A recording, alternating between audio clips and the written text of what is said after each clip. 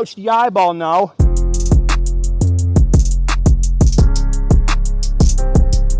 Welcome back to the channel, boys and girls. So we have a special guest technique today. We have BJJ content, no-gi grappling content, MMA content, and now we have someone doing some stuff. He's gonna explain it in a while. I have Michiel Mulder here. He's gonna show you some cool stuff from the close guard. Seeing as I'm injured, Storm's gonna be the ook today. Let's get to it. Oos.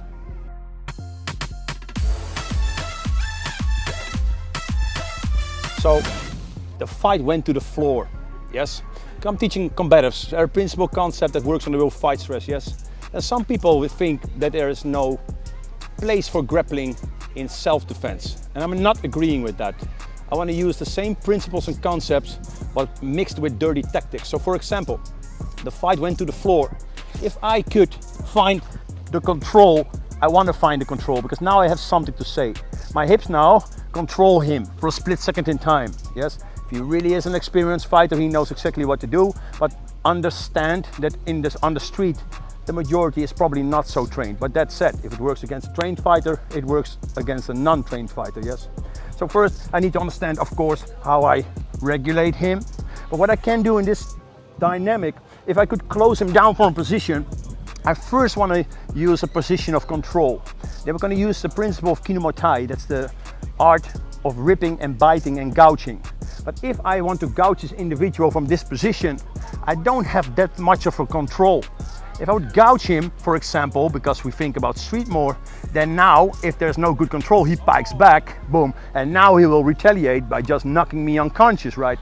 So first, a good grapple principle comes in. So what I first do with my legs is I hurt him. I squeeze my legs and I massage the rib cage. Very irritating for him. Now, when I close him down, I want to close him down, and this hand is controlling as high in his armpit as possible.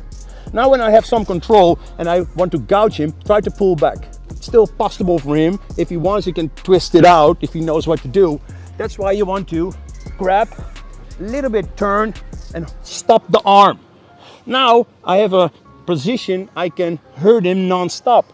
So when I gouge the eyeball now, he wants to go back. When he goes back, I want to use this energy by pushing him on the hips and retract and stand up as soon as I can, because I do not want to grapple on the street. Weapons, environment, and multiple subjects are present on the street. So my objective from the purpose of me grappling on the street is to stand up as soon as I can. Now, let's say I could manipulate him and there is environment like a bar or a sharp corner, and I can do something in the lines of that. I can pull him against me and smash and clear. Now maybe if I miss that, I just take two big meat hooks and smash him against the environment. Maybe, yes? If that's present, why not try to hurt him with the environment? Now let's say this was not very functional and he found base, then I want to first grab, smash, and then find the control. If it's not available and I fight from this position, then yes, you have to do it with this. Then first you want to find the control again and beat on him.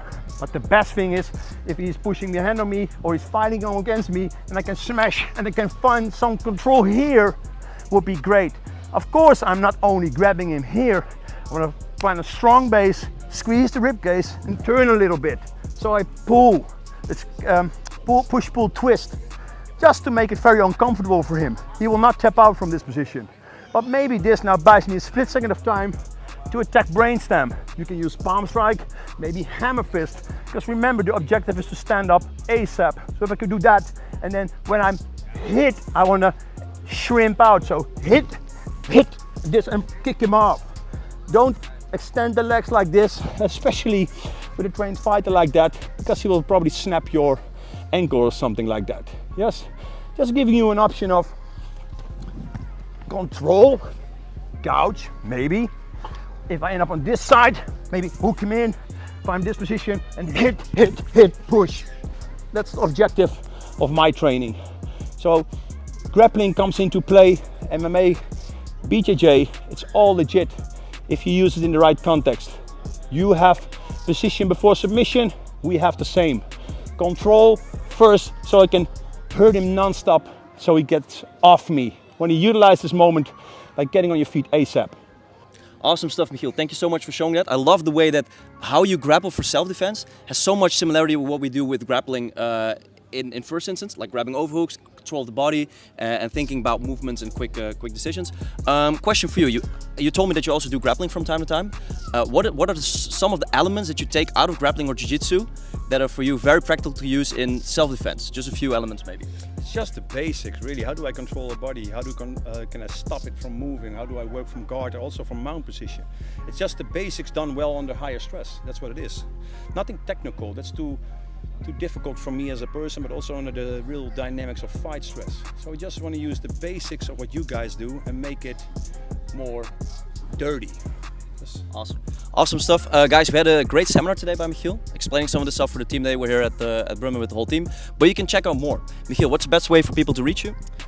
Instagram, Facebook, but also YouTube, Urban Combative Netherlands, School of Self-Protection. Cool. I'll put a link down in the description. Check it out. The guys, some awesome stuff. Big YouTube channel, Instagram, and be sure to check it out. Storm, thank you so much for helping out. See you guys in the next video. Peace.